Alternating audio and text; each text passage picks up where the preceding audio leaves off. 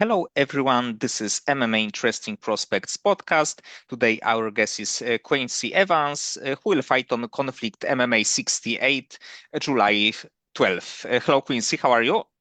I'm good, man. I'm good.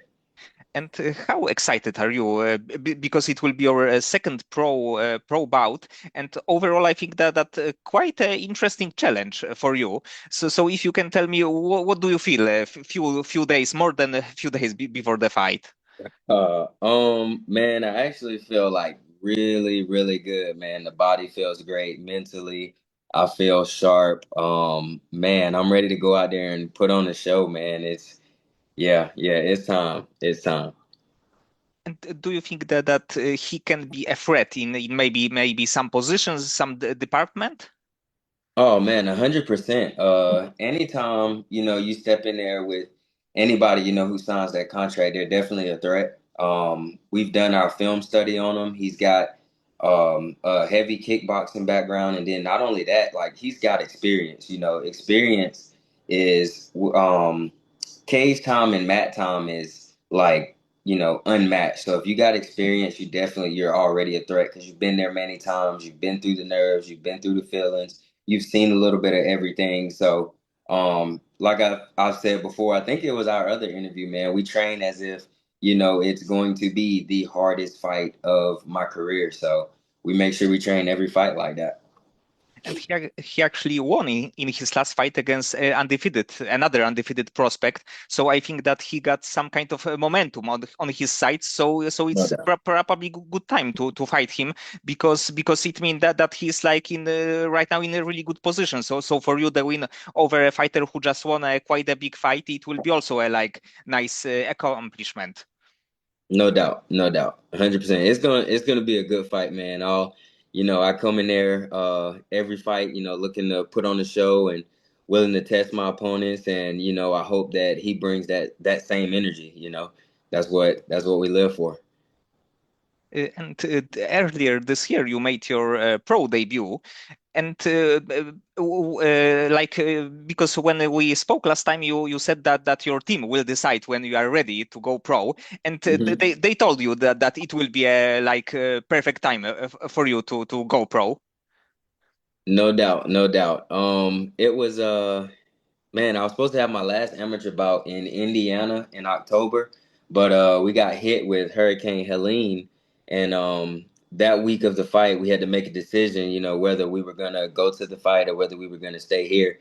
And the way the cards fell, man, it was just better for us to stay, me and my teammate, for us to stay here and kind of, trying to get the city built back up. We all had our families and babies and everybody to take care of, so we didn't feel right splitting the camp and leaving.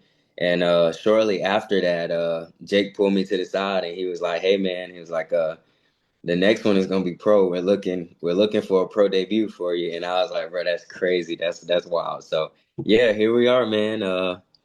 Making our second professional walk here in less than 2 weeks. And actually, in your previous fight, the pro debut, you finished the fighter who was, I believe, never finished as the pro. So in the end, it's probably also nice cherry on the top, let's say. No doubt, no doubt. We're always looking for the finish. We want to keep the judges out of it as much as possible. So, going out there and looking to finish these guys and just put a statement on our fight style and our fight careers. And about the hurricane, how tough of the moment was it for you as the like human being? Because it's like, of course, quite a big natural disaster. So how you were managed to deal with this kind of really big situation? Um, Honestly, man, it was the worst thing that um I've ever witnessed or been through, man. It came through our city and just completely like leveled it. And yeah, I honestly thought, man, we were just gonna have a really bad storm. I didn't realize that the hurricane took a turn and like came right through Augusta. So it was like, the following day, the next day or two, and I was like, man, like the recoil from the storm was rough, wasn't it? And then my coach looked at me, he was like, bro, did you not know like the hurricane came through the city? And I was like, man, I really didn't know that. So knowing now, hindsight looking Looking back at it, yeah, it was rough. Me personally, I lost, all of my vehicles. Thank God, insurance wise, we're taken care of now through the blessings of God. But I've had, trees fall on families' houses, teammates' houses. It was rough, man. It was bad. It was bad. So definitely a tough situation, and of course, actually, the fight that you were scheduled to fight, it was Kestin McClain, I believe. Yes, sir. And actually, it would be, I think, that really interesting fight because as the amateur, he was also a quite experienced fighter, and I believe also the quite nice winning streak. So I think that it would be great fight as the amateur, or maybe you will meet pro because it also would be quite interesting one, maybe even more because it will be like 15 minutes fight. No doubt, no doubt. I was talking to someone earlier and we were doing film study and I was like, "Oh man, he fought this guy." And I was like, "Oh, he fought this guy and then this guy." And I forget like how small the fight community is. And so you're going if you haven't met already, you're going to meet somewhere down the line. So, who knows, man? We might get to run that as pros one day. And as the amateur, you were a really active fighter. In 2023, you had 5 bouts. In this year, after this, how many more fights would you like to have? Man, honestly, just staying as active as possible. I would like at least three a year, so we're right on track to where we want to be at. If I, get this one, not if, well, when I get this one, July 12th when I fight, and then finish this fight out, I would like to get at least one to two more, this year, and that'll be hitting my quota, my three fights a year quota. It's probably quite good amount of fights because when you are like super busy with 6 fights, it's great, but it can be dangerous, a little bit dangerous for you because injuries, because of course it can be like you can be cut in the fight. There is a risk, and with the free, I think that also in the training camp you can, or even between training camps, you can improve as the fighter too. No doubt, no doubt. And man, that's one thing that Coach Joel is like big on. He's like training camp isn't where you develop and you get better. It's outside of training camp. You is when you develop yourself as a fighter. That's when you add things to your game. Training camp is where you take those things you've added outside of fight camp and you sharpen them, you hone in on them, you dial in so that you're able to use those in your next fight. But he's a huge pusher of training camps aren't where you try to develop new things and become a new fighter. You do that outside of fight camp. And then when you get something lined up, that's when you start taking those gifts and those skills and those talents and you start honing them and you sharpening, and then you see them come out in the cage on fight night. And actually, your team is quite on the rise, let's say, because of course you are winning all of your fights. There is a Malcolm Wellmaker of course, is like right now quite a big star. Uh, No so, doubt, no so doubt. if you can tell me what kind of vibes are in the team in the gym right now with this kind of success. Man, honestly, it's the same as before, man. We all show up, we come, we love each other as a family. We always work hard. So it's not like, oh, we gotta work super hard now. Like our rounds have still been hard. Our conditioning has been really hard. Our mental push has been really hard. Like there's honestly, man, I've said it before, there's been no change in our gym atmosphere. Just simply because, that's who we are. That's who, they were before I even came in. Like they're gonna get it. They're gonna come in. They're gonna get it in, and they're gonna love you too. It's gonna be hard work. Don't get me wrong. It's a hard room, but there's a lot of love there. So And I think that also in your gym you have probably one of the maybe the best, maybe top three heavyweight prospect, like a young prospect. I mean Joel, because he's I believe only 3-0, but he's like super talented, and I think that with the of course like heavyweight division is not super deep, but I think that maybe more fights and we can see yes, him in the UFC. No doubt, man. No doubt. It won't be long, man, before he's getting that call. He's true to the game, and man, he lives it. He breathes it. His mind for the game is just it's on another level, man. So I'm excited to see, his journey and where he goes from there, goes from here because man, the guy is just man. I'm telling you, y'all haven't seen anything yet. I get working with him and the way he moves and just the way he thinks and he processes and puts stuff together. Yeah, it's another level, man. It's wild. Just wait and see. Just wait and see. He's on his way for sure. And of course, your team is like a great one. This team is definitely successful right now. But let's say it's a like pure theory. But you have to pick one other gym that you have to go and train. Uh, Also, it's like maybe question from more of the fans' perspective. If you have to pick one gym like all over the world, which one would you pick? Gym all over the world. Listen, look, I'm gonna have to keep it real with you, man. I tell everybody, I said, if I can't make the walk with FMMA, if I can't make the walk with the Fagliers, man, I can't make the walk. I can't do it because, there wouldn't be a me without them. Like even when I came in the gym, over 200 pounds, out of shape, couldn't go up a flight of stairs, they believed in me. They told me that this was gonna happen from the very jump, even when I didn't believe it and I couldn't see it, they did. So, uh, I know you say fans' perspective, but if I had to pick, a gym, it'll be right where I'm at, man. I can't see myself going anywhere else. I can't. So it's more of the like retirement. No doubt, no doubt, no doubt. I'm done. I'm calling it. I'm calling it. And right now, when you are thinking about your like near future, this year, next year, what do you see for yourself? What kind of record would you like to have? And let's say in the end of 2026, do you think that you will be on the like verge of going to the maybe even to the UFC? Man, God willing, that's the plan.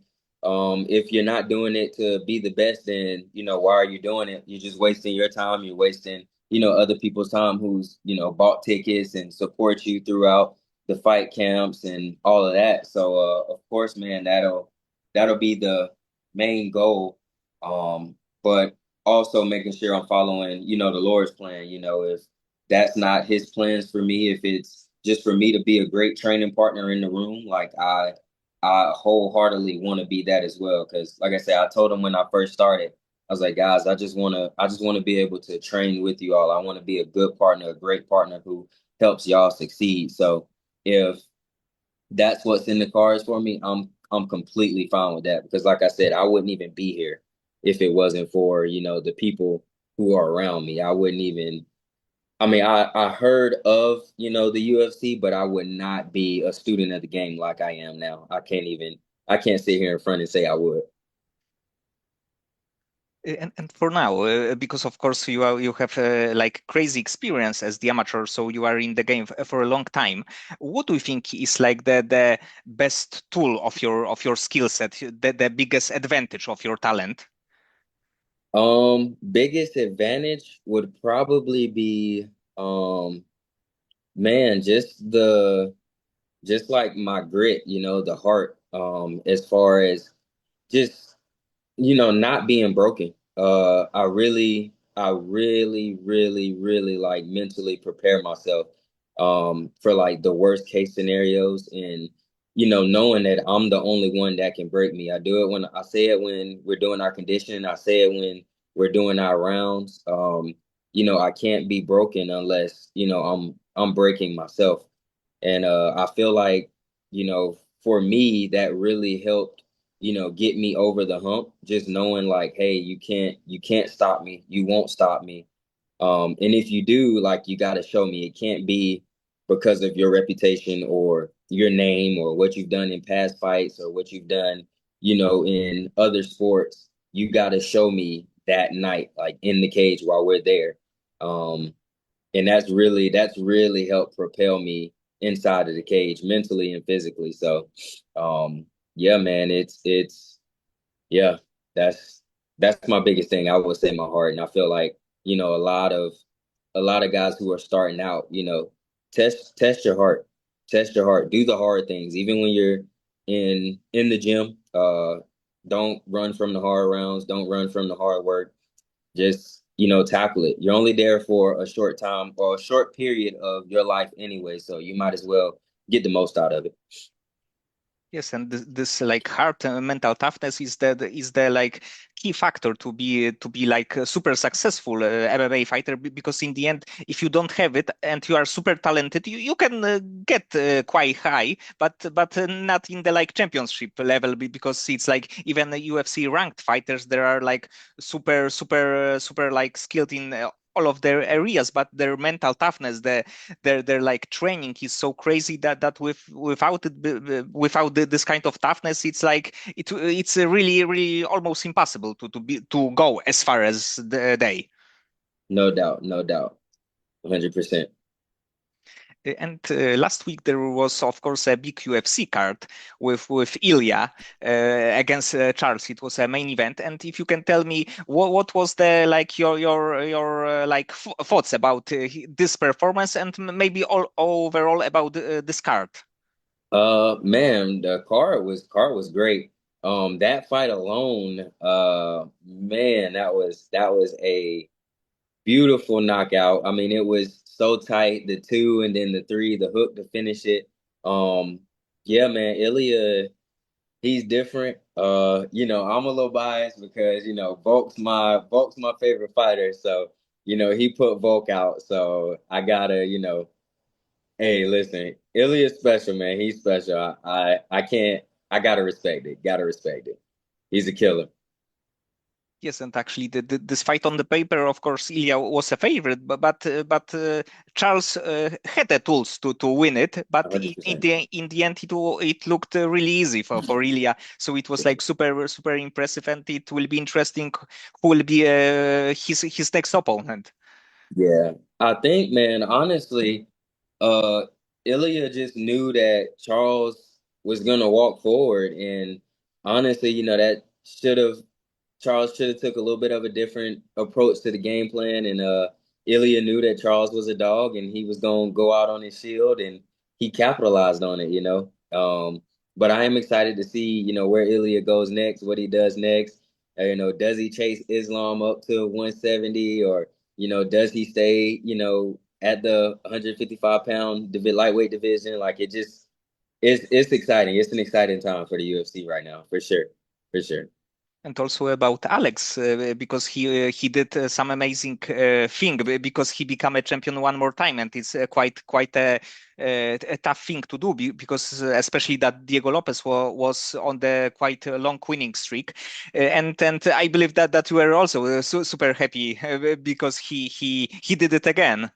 No doubt, no doubt. I was, man. I was so nervous because I wanted to see him get it back, man. I wanted to see him, be champ again and, reign over the division. And Diego Lopez is a dog. He's a dog, man. And he did a fantastic job in that fight.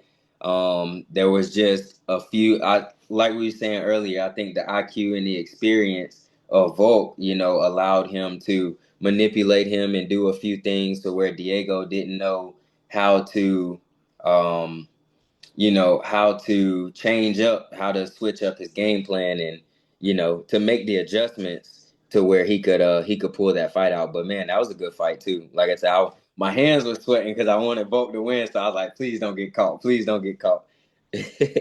Yes, and especially that Volk lost these two fights by knockout. So always it's Yeah, like in this kind of situation there is a like small question mark. What's gonna happen if he get hit? Especially that Diego is also a really good striker, but good for the like him and for his fans that he like didn't eat some big punches and he definitely won a fight. So it's like was also a super impressive thing. no doubt.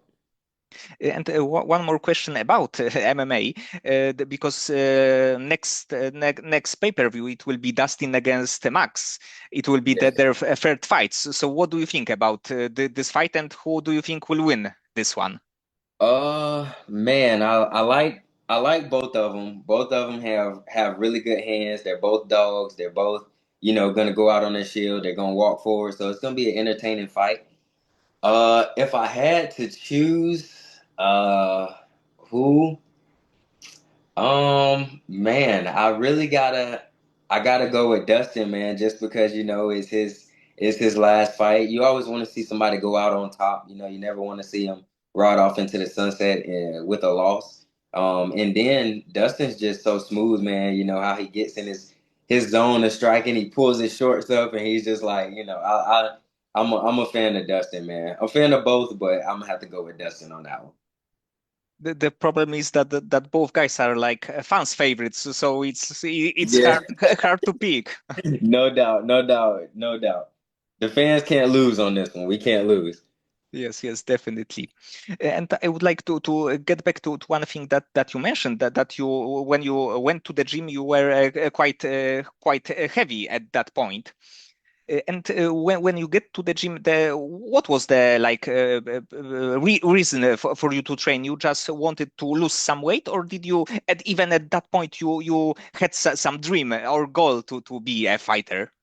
Nah, absolutely not, man. When I stepped in, so I met the Faglier family through the sport of wrestling. In high school, I wrestled with Joel. His eighth grade year, he bumped up and he wrestled on our high school team. And so that's how I met them. And I actually graduated. And over the years, I like to eat, man. I ain't gonna lie, I like to eat. So over the years, I gained quite a bit of weight, got out of shape. I wasn't working out, I wasn't doing anything. Just kind of going to school, coming home, going to school, coming home. And you gain weight over a period of time. And they started their wrestling classes. And Joe was like, "Hey man, why don't you just come up?" At the time it was Wednesday nights. He was like, "Come up on Wednesday nights. We got a wrestling class. Bring your wrestling shoes. We'll get some work in." I was like, "Bet, okay, I'm always down to wrestle." And then about three classes in, that's when he started rope. He wrote me in. He was like, "Man," he was like, uh, it's too young to let that warrior. You're too young to let that warrior inside of you die." He was like, you need to show up, man. Come to striking." And I was like, "Man, y'all crazy. I ain't no, I ain't doing none of that." And then his older brother Jake and Alex, they came up to me. Malcolm came up and they were like, "Hey, man, won't you stick around for a striking class or two?" And I ended up buying my first pair of gloves, and man, I've hit the ground running ever since. I've been locked in, and it's been an amazing journey, man. Honestly, just seeing how far I've come and what I've accomplished with my body and my cardio and my goals when I first stepped in there to now. I'm excited to keep going, man. It gives me the energy to get up and keep doing it every single day, just to know how much better can I truly get. And it's kind of crazy because right now you're a very, very good striker. So you came from wrestling and right now you are a very good striker. So probably even when you see this kind of process from the point A to this moment, it's like it needs to be like super satisfying. Listen, man, they'll do it. They'll do it. You got to learn how to, hey, in that room, you better know how to strike because if not, boy, try to get a takedown. Every round starts on the feet. That's what they say. And boy, do they make me feel it. So, yeah, man, you got to learn how to adapt when you're in that room just because of how hard it is. So, yeah, it's crazy to think now, like, I'm, more comfortable in the striking area than if I were to just go out there and have to shoot a takedown. That's insane. It's insane. And do you have the like in your mind the way of finish that you would like to win your fight by? It can be like some crazy knockouts, some submission. Do you have like one top thing that you would like to use in the fight? Uh, Not really, man. I get to finish however I can get it, whether it's, the smash game, whether it's a submission, which I actually haven't got yet. So I always make a joke when I get one. I was like, I'm gonna go crazy, I'm gonna go wild. But whether it's the submission, whether it's a knockout, whether it's a TKO, I really just want to I do my best to keep the judges out of it, honestly. No judges needed. No judges needed. Yes, yes, it's definitely the best decision that you can make. No doubt. And one last question. What is Mhm. your favorite knockout in the history of the sport? Just the one that you really, really appreciate. Um, my favorite knockout. Let me see. Let me see. Man, it's each one is like so crazy. I'm going to have to go with. Look, I know it's gonna sound biased, but there's two, and I'm gonna say because I was live, I was there live for it. Malcolm's most recent knockout, the fake teep to the right hand, the same side right hand, that was insane. So by far, like the craziest thing I've ever seen. And then of course his knockout with Cameron Simon, a knockout of Cameron Simon was pretty good, but I don't think people really like realize how much power has to be generated to throw a teep with the same side, fake it, sit it down, and throw the same side hook like that. That blows my mind, bro. Like that blows my mind. It's insane. And he threw it from like down here. He was like, so it was insane to see that one. And I was live in the building, so I had to go with that one. And it was especially impressive that Sean O'Malley, of course, it was a few years ago, and you can't really compare one fight to another. But in the end, he finished him in the third round. So Malcolm did it like much earlier. No doubt, no doubt, no doubt. Okay, Quincy, so many thanks for the time and for conversation. I hope that you will win this fight and you will get one more fight this year, maybe with like a better opponent. This opponent is good, but with a win, I hope that you will get better and you will win the fight too. Thank you, man. I appreciate it. Thank you for all the time. Thank you for rescheduling as well, man. I appreciate that.